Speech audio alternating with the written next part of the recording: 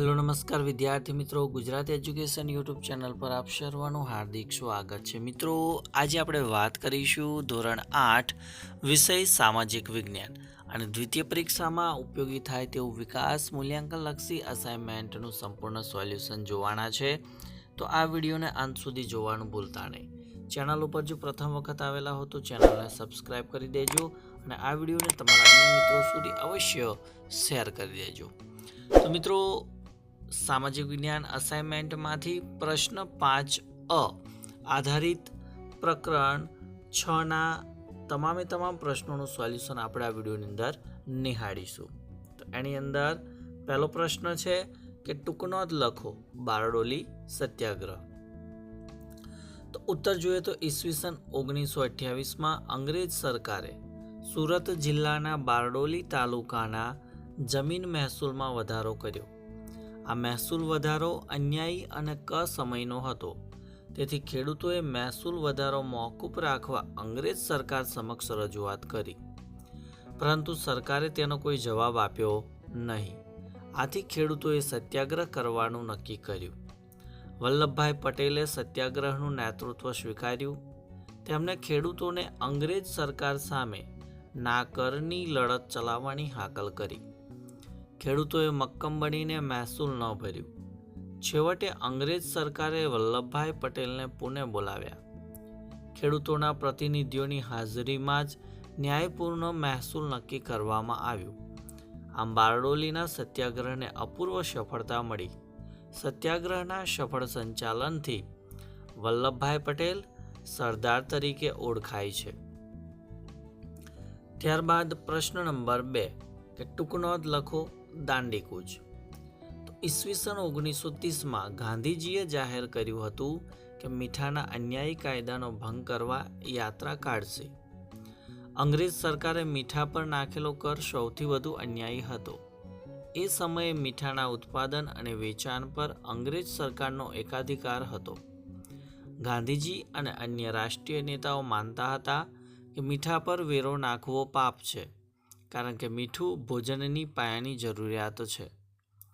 ગાંધીજીએ અમદાવાદના સાબરમતી આશ્રમમાંથી 12 માર્ચ 1930ના રોજ પોતાના 78 સત્યાગ્રહીઓ સાથે નવસારી જિલ્લાના દાંડી બંદરના દરિયા કિનારા સુધી 370 કિલોમીટરની પદયાત્રા યોજી। તેમની ઐતિહાસિક યાત્રા દાંડીકૂચના નામે પ્રસિદ્ધ છે। દાંડીકૂચના માર્ગમાં આવતા અસલાલી, બારેજા, નડિયાદ, આણંદ, રાસ, જંબુસર, સુરત, નવસારી વગેરે ગામો શહેરોમાં સભાઓ ભરી। ગાંધીજી અને તેમના સાથીઓ 5 એપ્રિલ 1930ના રોજ દાંડી પહોંચ્યા। 6 એપ્રિલ 1930ના રોજ સવારે ગાંધીજીએ દાંડીના દરિયા કિનારે અગરમાંથી મુઠ્ઠી મીઠું લઈ મીઠાના કાયદાનો ભંગ કર્યો। એ સાથે જ તેમણે સવિનય કાનૂન ભંગની લડત શરૂ કરી। એ લડતમાં સ્વદેશી વિદેશી કાપડનો બહિષ્કાર, મહેસૂલ સહિતના કરવેરા ન ભરવા, દારૂબંધી, દારૂના પીઠા પર પિકેટિંગ, અસ્પૃશ્યતા નિવારણ, હિન્દુ મુસ્લિમ એકતા વગેરે રચનાત્મક કાર્યક્રમો રાખવામાં આવ્યા હતા। લડતમાં ખેડૂતો, આદિવાસીઓ, સ્ત્રીઓ વગેરેએ મોટી સંખ્યામાં ભાગ લીધો હતો। સરહદ પ્રાંતના વિસ્તારમાં સરહદના ગાંધીના નામે જાણીતા બનેલા ખાન અબ્દુલ ગફાર ખાનના નેતૃત્વ નીચે નાકરની અહિંસક લડત લડવામાં આવી હતી। અંગ્રેજ સરકારે હજારો સત્યાગ્રહીઓની ધરપકડ કરી લડતને દબાવવા પ્રયત્ન કર્યો। ગાંધીજીની દાંડીકૂચની ગુજરાતની અને ભારતની પ્રજામાં અભૂતપૂર્વ જાગૃતિ અને એકતા પ્રગટ્યા। સમગ્ર દેશમાં મીઠાના કાયદાનો ભંગ કરવાના સત્યાગ્રહો શરૂ થયા। ત્યારબાદ પ્રશ્ન નંબર 3 કે વિદેશોમાં ક્રાંતિકારી પ્રવૃત્તિઓ કોણે શરૂ કરી। તો ભારતમાં શરૂ થયેલી ઉગ્ર ક્રાંતિકારી પ્રવૃત્તિઓ વિદેશમાં England, America, France, Germany, Myanmar એટલે કે Burma, Malaya, Singapore, Kabul, Afghanistan, Russia વગેરે દેશોમાં ફેલાઈ। એમાં પહેલું કે ઇંગ્લેન્ડના લંડન શહેરમાં કચ્છના વતની શ્યામજી કૃષ્ણ વર્માએ ક્રાંતિકારી પ્રવૃત્તિઓ શરૂ કરી। એ માટે તેમણે ઇન્ડિયન હોમ રૂલ સોસાયટીની સ્થાપના કરી. આ સંસ્થાના પ્રચાર માટે તેમણે ઇન્ડિયન સોશિયોલોજિસ્ટ નામનું સામયિક શરૂ કર્યું. સંસ્થાના કાર્યાલયનું નામ તેમણે ઇન્ડિયા હાઉસ આપ્યું. પાછળથી મદનલાલ ઢીંગરા અને વિનાયક સાવરકર લંડનમાં શ્યામજી કૃષ્ણ વર્માની ક્રાંતિકારી પ્રવૃત્તિઓમાં જોડાયા. વિનાયક સાવરકર ભારતના ક્રાંતિકારીઓને છુપી રીતે શસ્ત્રો મોકલતા હતા. ઈસવીસન 1909માં મદનલાલ ઢીંગરાએ ક્રાંતિકારીઓની ટીકા કરનાર વિલિયમ વાયલી નામના અંગ્રેજ અધિકારીનું ખૂન કર્યું. તેથી તેમને ફાંસી આપવામાં આવી. શ્યામજી કૃષ્ણ વર્મા લંડનથી પેરિસ ગયા અને એ પછી લંડનમાં તેમની કામગીરી વિનાયક સાવરકરે સંભાળી.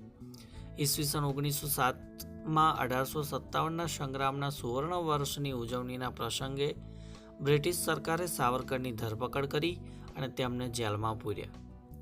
મેડમ ભીખાઈજી, રુસ્તમ કામા અને સરદારસિંહ રાણા પેરિસમાં ક્રાંતિકારી પ્રવૃત્તિઓ ચલાવતા હતા. મેડમ ભીખાઈજી કામાએ ક્રાંતિકારી પ્રવૃત્તિઓના પ્રચાર માટે ઈસવીસન 1902માં વંદે માતરમ નામનું વર્તમાનપત્ર શરૂ કર્યું હતું.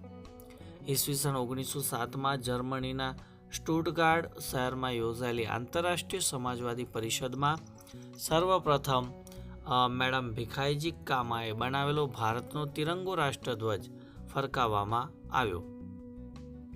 સરદારસિંહ રાણાએ પેરિસમાં સભાઓ યોજીને અંગ્રેજ સરકારના દમનનો વિરોધ કર્યો. ફ્રાન્સની સરકારે તેમને હદપાર કર્યા. ચોથું છે કે અમેરિકામાં લાલા હરદયાલે, કાબુલમાં અફઘાનિસ્તાનના રાજા મહેન્દ્ર પ્રતાપ અને બરકતુલ્લાએ, જાપાનમાં રાસબિહારી ઘોષે અને અગ્નિ એશિયાના દેશોમાં ચંપક રમણ પિલ્લાઈએ ક્રાંતિકારી પ્રવૃત્તિઓ કરી હતી. આમ તારકનાથ દાસ ઉપરાંત નામી અનામી દેશભક્ત ક્રાંતિકારીઓએ વિદેશોમાં ક્રાંતિકારી પ્રવૃત્તિઓ કરીને ભારતને સ્વતંત્ર બનાવવા સક્રિય પ્રયત્નો કર્યા છે. ચોથો પ્રશ્ન છે કે ભારતમાં થયેલ ક્રાંતિકારી પ્રવૃત્તિઓનો ટૂંકમાં પરિચય આપો. તો મહારાષ્ટ્રના વાસુદેવ બળવંત ફડકે ભારતમાં ક્રાંતિકારી પ્રવૃત્તિના પ્રથમ પ્રણેતા હતા. તેમણે પછાત જાતિઓને સંગઠિત કરી લડાયક તાલીમ આપી હતી. બીજું, મુખ્ય પ્લેગ કમિશનર રેન્ડની હત્યા કરવાના આરોપસર દામોદર ચાફેકર અને બાલકૃષ્ણ ચાફેકર નામના 2 ભાઈઓને પકડવામાં આવ્યા અને તેમને ફાંસી આપવામાં આવી. ઈસવીસન 1900માં વિનાયક દામોદર સાવરકરે મિત્રમિલા નામની ક્રાંતિકારી સંસ્થાની સ્થાપના કરી, જે પછીથી અભિનવ ભારતના નામે જાણીતી બની. 1857 પ્રથમ સ્વાતંત્ર્ય સંગ્રામ નામનું તેમનું પુસ્તક પ્રકાશિત થાય એ પહેલાં પ્રતિબંધિત થનારું વિશ્વનું પહેલું પુસ્તક હતું. તેમણે લંડનમાં ક્રાંતિકારી પ્રવૃત્તિ ચલાવી.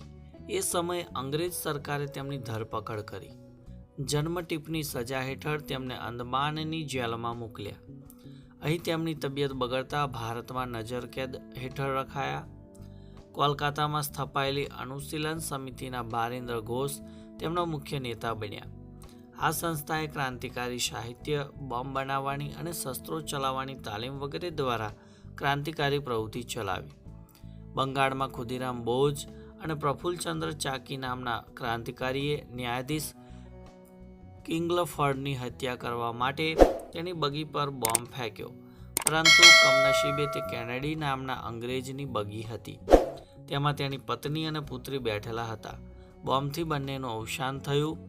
પોલીસ પકડે તે પહેલા પ્રફુલ્લચંદ્ર ચાકીએ પોતાને ગોળી મારી બલિદાન આપ્યું.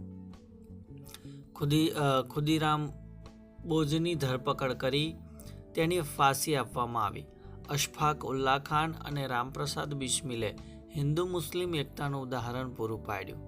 તેમને કાકોરી ટ્રેનમાં અંગ્રેજ તિજોરી લૂંટી હતી. આ લૂંટની યોજનામાં અશફાક ઉલ્લા ખાન, રામપ્રસાદ બિસ્મિલ, રોશનસિંહ અને રાજેન્દ્ર પ્રસાદ પકડાઈ જતા તેમને ફાંસી આપવામાં આવી. દુર્ગા ભાભીએ મહિલાઓને ક્રાંતિકારી પ્રવૃત્તિઓમાં સક્રિય બનાવી હતી. પોસ્ટરો ચોંટાડવા, પત્રિકાઓ વહેંચવી, નાણાં એકઠા કરવા, બંદૂકો ચલાવવી વગેરે ક્રાંતિકારી પ્રવૃત્તિઓ તેઓ કરતા હતા. ચંદ્રશેખર આઝાદ બાળપણથી જ ક્રાંતિકારી પ્રવૃત્તિઓમાં સક્રિય બન્યા હતા. કાકોરી લૂંટની યોજનામાં તેમણે ભાગ લીધો હતો. પોલીસ તેમને શોધતી હતી.